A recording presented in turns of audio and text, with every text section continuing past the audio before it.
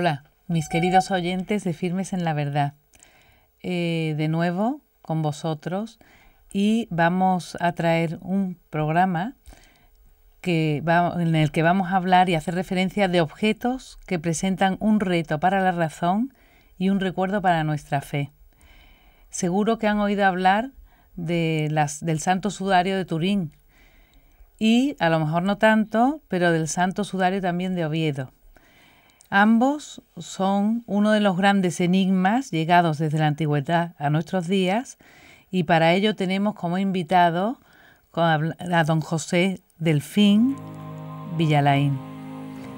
Él es doctor por la Universidad Complutense de Madrid y catedrático en Medicina Legal de la Universidad de Valencia, además de muchas cosas. Tiene publicaciones, y con él hemos entablado para profundizar en este tema.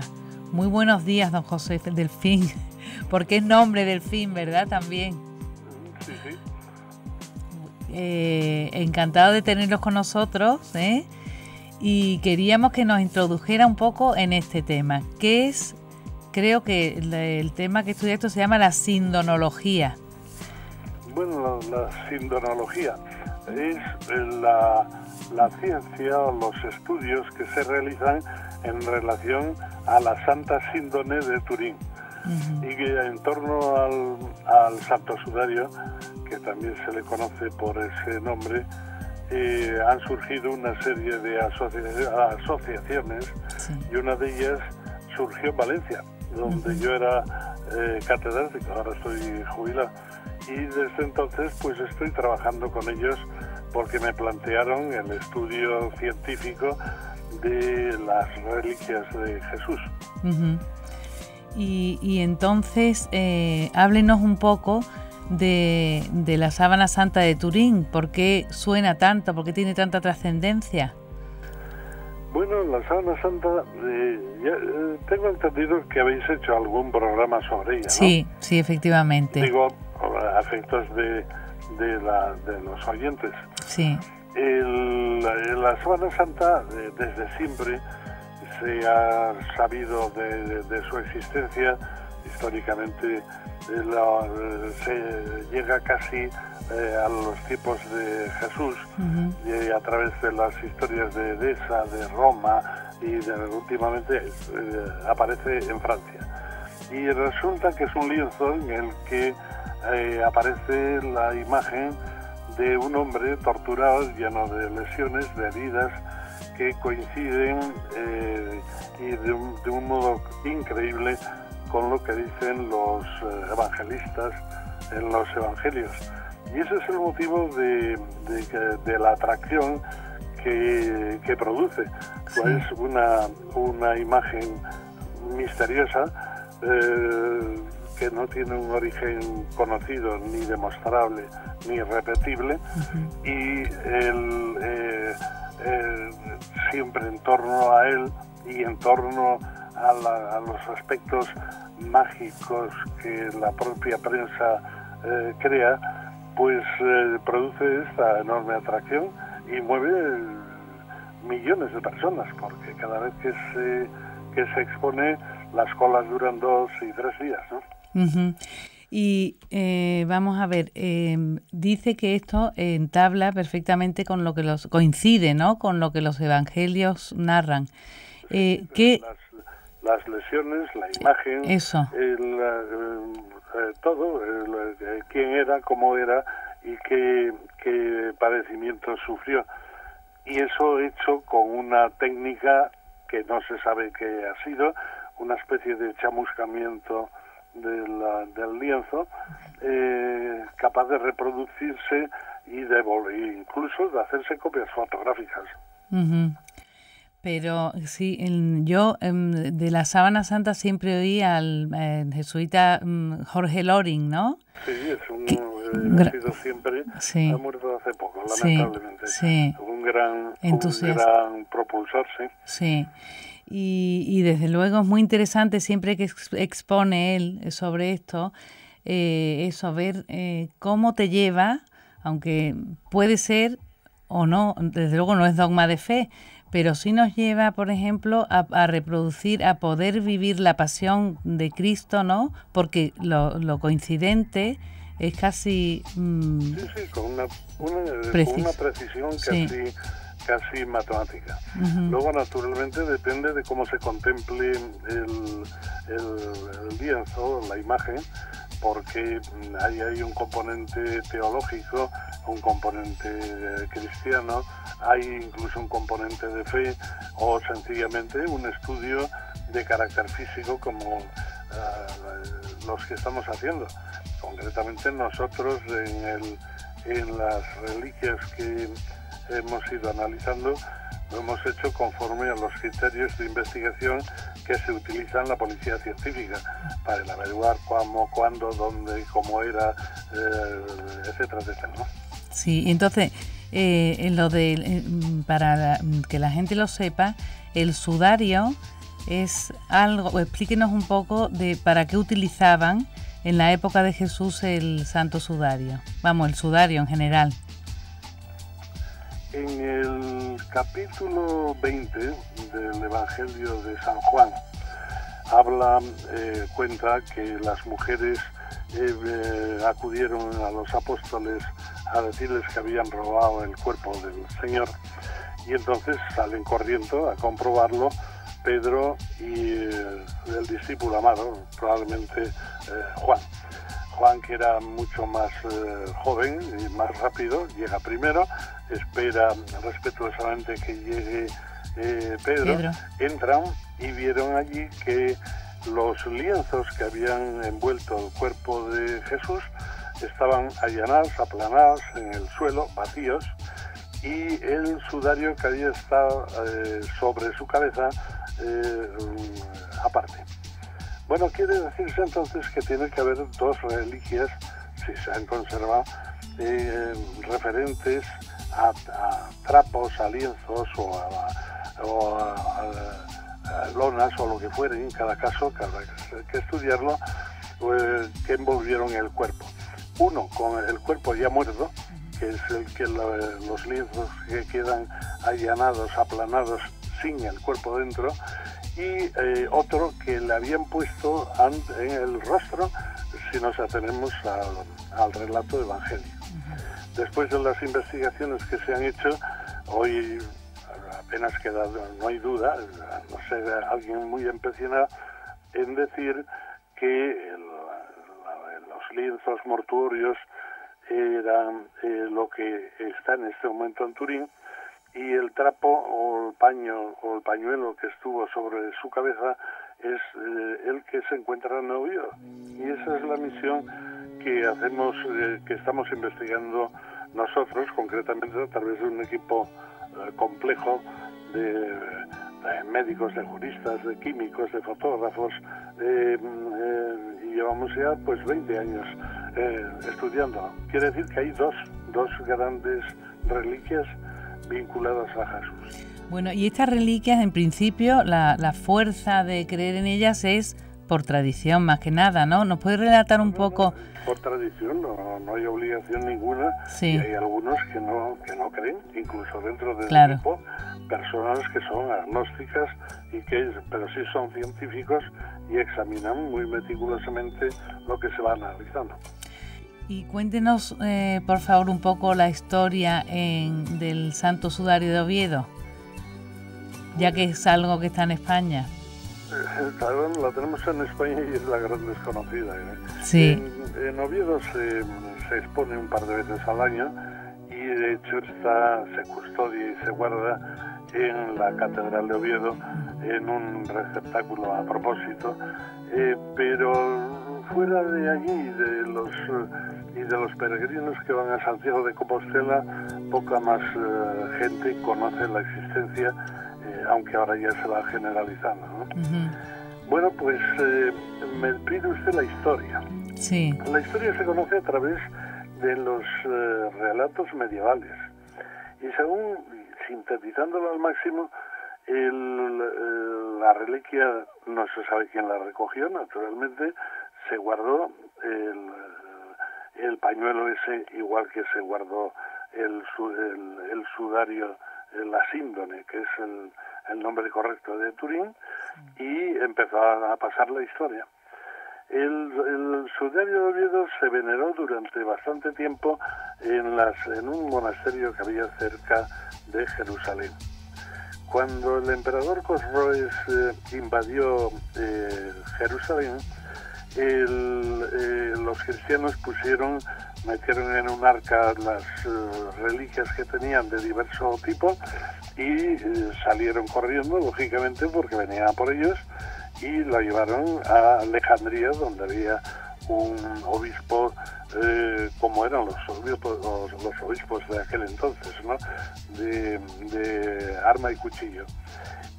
Cosroes continúa avanzando y llega a Alejandría, y entonces los cristianos cogen ese arca y lo trasladan al lugar más lejano respecto a Alejandría. ¿Cuál era? Pues Hispania. Llegan y todo esto ahora ya se puede seguir muy bien. Llegan a Cartagena. En Cartagena lo recoge el obispo de Écija, que era el obispo de aquel entonces en Cartagena, que casualidad es hermano de San Isidoro. Muere este obispo, las reliquias pasan a manos de San Isidoro, muere San Isidoro, pasan y entonces cuando se constituye la capital de España por los visigodos en Toledo. Las reliquias pasan a Toledo y allí permanecen hasta que llega la invasión árabe. Durante la invasión árabe, entonces ocurre lo mismo, tienen que ponerse en fuga y recogerlas. ¿Dónde podemos llevarlas lo más lejos posible? Asturias. Y guardaron las reliquias en un monte cerca de lo que hoy es Oviedo. Entonces todavía no existía. Se funda Oviedo, se crea el reino cristiano, y entonces el rey le hace lo que es hoy la Catedral de Oviedo, el Palacio Anejo, un lugar para las reliquias, y desde entonces las reliquias, el arca, todas en general, están en Oviedo.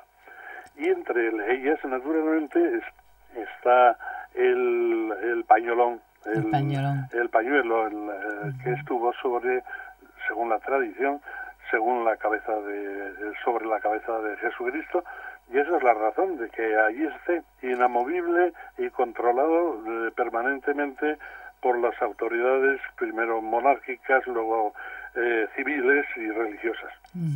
Y al plantearse la necesidad de estudiarlo, es cuando me incorporo yo, en tanto en cuanto llevaba al laboratorio de investigación criminal, ¿no? Y en cuanto a científica, sí, estupendo, porque nos hacemos perfectamente idea del trayecto que ha llevado este santo sudario, ¿no? El pañuelo. Pero cuéntenos qué conexión científica, a grosso modo, existe de este pañolón que hay en Oviedo con la Sábana Santa de Turín. Hombre, me pide una precisión científica. Bueno, precisión no, pero eso, ¿por qué? Que no existe como tal. No hay documento ninguno. Las dos reliquias se separaron en Jerusalén a la muerte de Jesucristo. Sí. Una vino por el sur. Sí. Prueba tiene que los granos de polen, por ejemplo, que tiene son del norte de África y españoles. Y otra a través de Constantinopla y a través del Imperio Romano se va por el norte. También el polen lo demuestra. Pero no hay otra vinculación. Uno es una sábana grande de 2 metros de longitud, en el que estuvo envuelto el cuerpo que dejó la impronta, y otro es un pañolón como los pañuelos de señora, manchado de sangre, que no tiene imagen ninguna. Sí. Pero después, claro, empieza a analizarse con cuidado y empiezan a encontrarse similitudes y concurrencias. A eso me refiero. Las dos estuvieron sobre un varón con pelo largo, bigote, barba, que tenía el pelo recogido atrás, que tienen el mismo grupo sanguíneo, etcétera, etcétera. Empiezan a encontrarse coincidencias, sí. Y resulta que solamente en las lesiones que tiene, por ejemplo, el pañolón de Oviedo en la parte del occipital, que son lesiones producidas por elementos puntiagudos, digamos corona de espinas, coinciden en 50 y tantas, hay 50 y tantas coincidencias con el de Turín.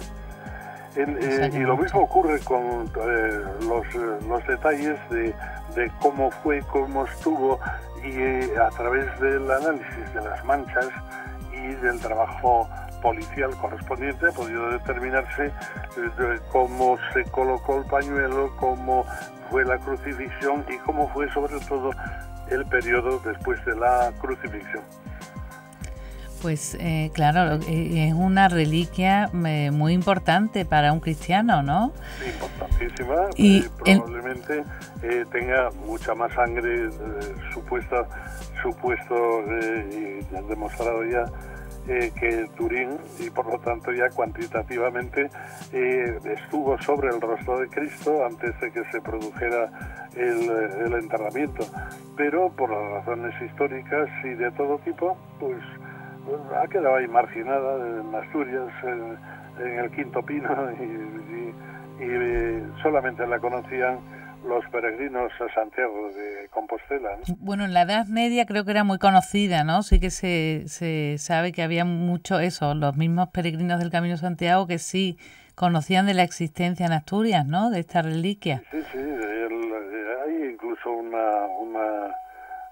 especie de poesía o de dicho popular de que el que va a Santiago y no pasa por Oviedo, pues rinde culto al criado y no al Señor, o algo por el estilo, ¿no? Sí. Precisamente en toda la geografía de Santiago de Compostela tiene una importancia grande Oviedo y naturalmente las reliquias de la catedral.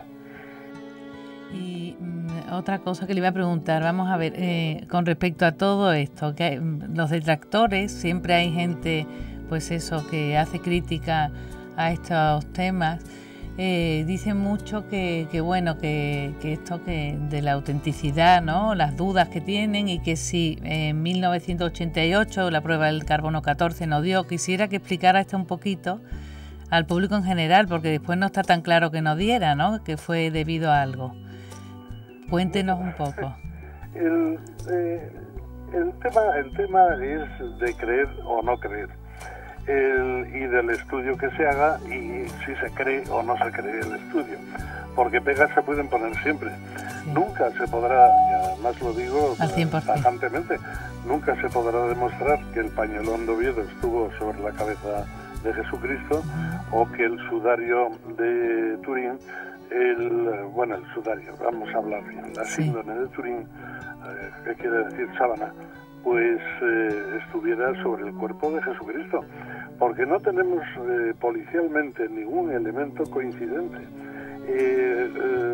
Si tuviéramos una reliquia de Jesús, hipotéticamente, no sé, un mechón de pelos, podríamos comprobar que efectivamente esos pelos corresponden a la misma persona que estuvo debajo de esos riazos, pero no tenemos ninguna reliquia cierta y absoluta de Jesús.